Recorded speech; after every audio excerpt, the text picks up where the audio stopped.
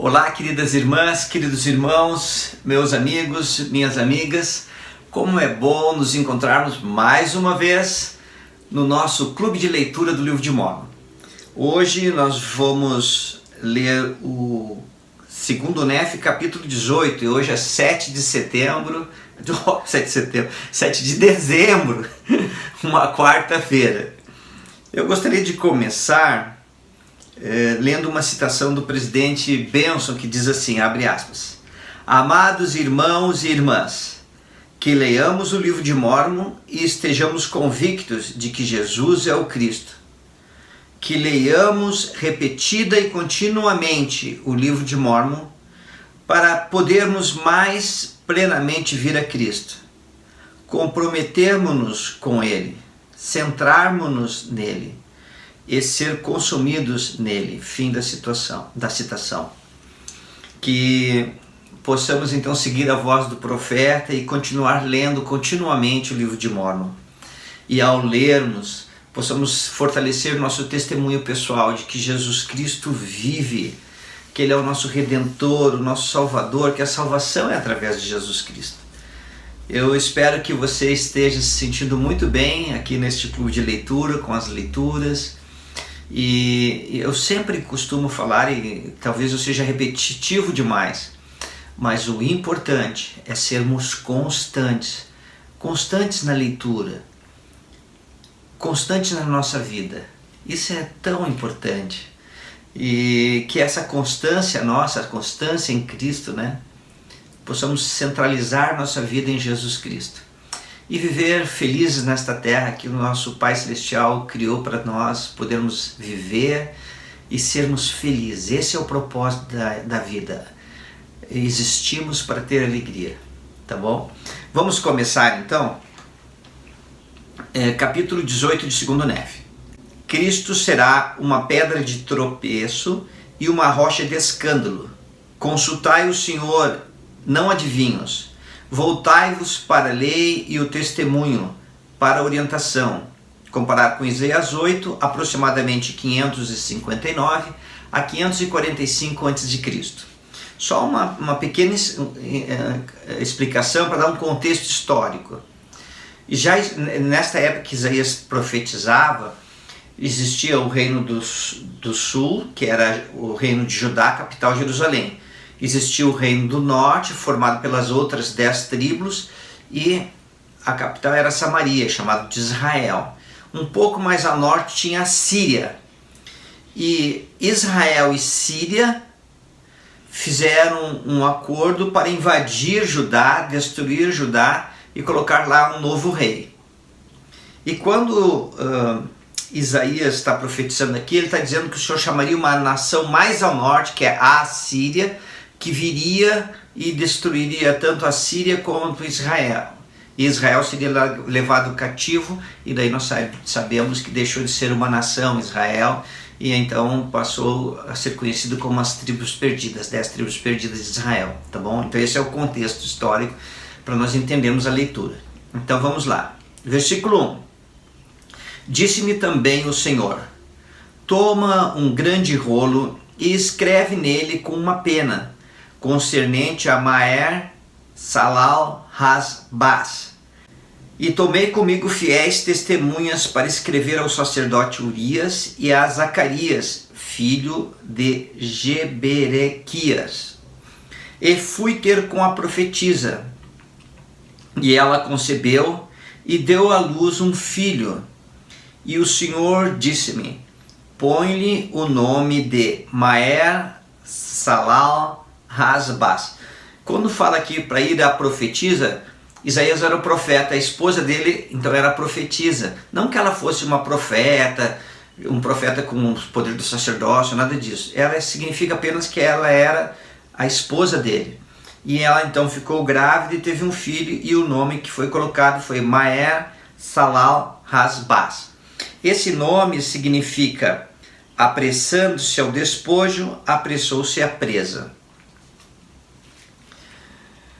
No versículo 4, pois eis que, antes que o menino saiba dizer meu pai e minha mãe, serão levadas as riquezas de Damasco e os despojos de Samaria ao rei da Assíria. E o Senhor falou novamente comigo, dizendo: porquanto este povo despreza as águas de Siloé, que correm brandamente, e alegra-se com Rezim e com o filho de Ramalias. Então, eis que o Senhor fará vir sobre eles as águas do rio fortes e caudalosas, isto é, sobre o rei da Síria, com toda a sua glória, e subirá acima de todos os seus leitos e transbordará por todas as suas ribanceiras. E passará por Judá, e ele transbordará e inundará, e chegará até o pescoço, e a extensão de suas asas encherá a largura da tua terra, ó Emanuel. Uni-vos, ó povos, e sereis feitos em pedaços. E dai ouvidos, todos vós, de países distantes. Cingi-vos e sereis feitos em pedaços. Cingi-vos e serei feitos em pedaços. Tomai juntamente conselho, e ele será dissipado. Dizei a palavra, e ela não subsistirá, porque Deus está conosco. Porque assim o Senhor me falou, como um forte, e instruiu-me a não andar no caminho deste povo, dizendo: não chameis conspiração a tudo quanto este povo chama conspiração, e não participeis de seu temor, nem tenhais medo. Quando fala aqui conspiração, está falando de combinações secretas, de acordo secreto com outras nações para se proteger, que eles tinham essa intenção. No 13, santificai o Senhor dos exércitos, e seja ele o vosso temor, e seja ele o vosso assombro. Quando está falando aqui temor do Senhor, está se referindo a ser reverente para com Deus, ser humilde para com Deus. O humilde é aquele que se aproxima do nosso Deus, do Salvador Jesus Cristo, com humildade. Ele se submete à vontade de Deus. A vontade dele é absorvida pela vontade de Deus. Para que isso aconteça, esta pessoa passa por uma transformação de coração. Os propósitos de sua vida se transformam. Ela se torna sujeita à inspiração do Espírito Santo, se torna mansa, pacífica, com desejo de andar em retidão, de fazer convênios com Deus, percebe? Muito bem. No versículo 14, e ele será por santuário, mas servirá de pedra de tropeço e de rocha de escândalo às duas casas de Israel, de laço e de rede aos moradores de Jerusalém. Aqui é uma profecia sobre o Salvador Jesus Cristo, que ele seria uma pedra de tropeço, uma rocha de escândalo. O que significa isso? Que o Salvador seria rejeitado, tanto por Judá como por Israel. E que eles estavam rejeitando o seu Salvador e continuariam. Percebe? Irmãs e irmãos, quando nós vemos na história do povo de Israel a rejeição ao Salvador Jesus Cristo, e depois nós vemos que a Assíria veio, conquistou a Síria, conquistou Israel, depois a própria Judá mais adiante, e levou os cativos, a Síria se tornou um símbolo do mundo, de como eles eram cruéis, bárbaros ao conquistar os outros povos. E no final a Síria também seria destruída. E o povo do Senhor, o Senhor não esqueceu dos convênios que fez, seria resgatado.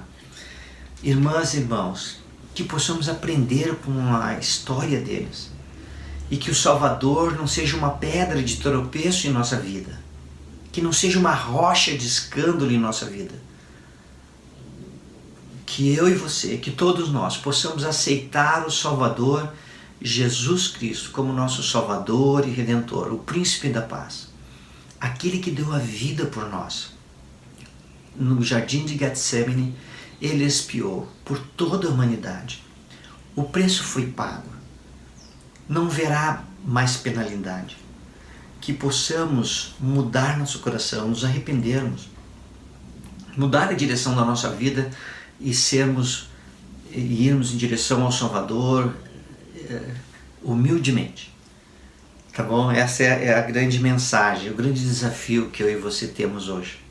E ao lermos o livro de Mórmon, nós estamos demonstrando a nosso Pai Celestial o desejo de seguir o Salvador, de passar por essa poderosa mudança de coração, de viver num nível mais elevado de vida, de fazer convênios com Deus, de passar a vida cumprindo esses convênios, porque o Senhor, Ele cumpre suas promessas. Cabe a nós agora fazer a nossa pequena parte para ser digno de receber todas as bênçãos que o Senhor tem para nós. Versículo 15. E muitos dentre eles tropeçarão e cairão, e serão quebrantados, enlaçados e presos. Ligai o testemunho, selai a lei entre os meus discípulos. E esperarei o Senhor, que esconde o rosto da casa de Jacó, e a ele guardarei. Eis que eu e meus filhos, que me deu o Senhor, aqui estamos como sinais e maravilhas em Israel, da parte do Senhor dos Exércitos, que habita no Monte Sião. Olha um comentário aqui rápido. Esperarei no Senhor, que esconde o seu rosto de Israel. Não é que o Senhor tinha dado as costas ao seu povo. Não foi isso. O povo que deu as costas do Senhor. Isso que está dizendo, olha, o povo se retirou. Não quis seguir ao Salvador. Mas Isaías fala aqui que ele vai esperar no Senhor. E ele fala que ele iria aguardar o Senhor. E no 18, eu gostei muito desta parte, quando ele fala assim, estamos como sinais e maravilhas. Isaías e seus filhos aguardavam no Senhor, eram homens retos, dignos, sua família. E o que acontece? Por eles estarem buscando o Salvador Jesus Cristo em retidão, eles se tornaram um sinal para o povo. E eu fico imaginando eu e você agora, sem nenhuma pretensão, nem eu nem você, de nos igualarmos aos profetas, nada disso.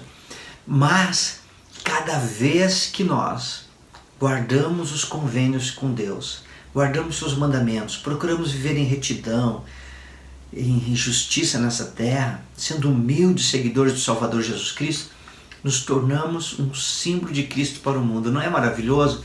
Nós, com todas as nossas imperfeições e falhas, ainda assim, vivendo o Evangelho no dia a dia, podemos ser um sinal para o mundo. Maravilhoso, não é? Muito bem. Versículo 19. Quando vos disserem, consultai os necromantes e os adivinhos que chilreiam e murmuram entre dentes. Não deve um povo consultar o seu Deus para que os vivos ouçam os mortos? O povo de Israel, ele era um povo muito idólatre e eles se apegavam a qualquer vento de profecia, vento de visão, a idolatria. E aí aqui o Senhor está advertindo eles, não vá aos adivinhos, necromantes, buscar por revelação. Busca o Senhor. E hoje eu e você podemos orar a nosso Pai Celestial em nome de Jesus Cristo e podemos receber revelação. Não é maravilhoso? Revelação pessoal para dirigir a nossa vida. Que possamos ter a coragem de nos ajoelhar todos os dias e orar ao Senhor e pedir orientação para a nossa vida. E eu sei, irmãs e irmãos, não importa a dificuldade que você está passando, se seja financeira, ou se seja de doença, ou seja de ansiedade, enfim, não importa a provação. O que eu sei é que se nós nos botarmos nosso joelho no chão e orarmos, abrirmos nosso coração em oração a nosso Pai Celestial, em nome de Jesus Cristo, receberemos consolo dos céus, porque os céus estão abertos. Você não precisa passar por tuas provações sozinho. Você tem a ajuda de Deus, tem a ajuda de Jesus Cristo. Lembra disso. Versículo 20. A lei e ao testemunho, e se eles não falarem segundo esta palavra, é porque não há neles luz. E passarão por ela duramente oprimidos e famintos. E acontecerá que, tendo fome, se enfurecerão e amaldiçoarão a seu rei e a seu Deus, e olharão para cima, e olharão para a terra, e contemplarão tribulações, trevas, obscuridades de angústia, e serão arrastados às trevas. Percebe? Nós temos a ajuda de Deus na nossa vida, o poder dos céus para nos socorrer. Mas se nós não nos achegarmos ao Salvador Jesus Cristo, trevas, dificuldades, aflições nos aguardam. Muitas tribulações. E esta é a mensagem que eu tinha para compartilhar com vocês, mais esse capítulo maravilhoso. Tchau, querida irmã, querido irmão. Continua firme, continua constante na leitura. Convide um amigo. Tchau.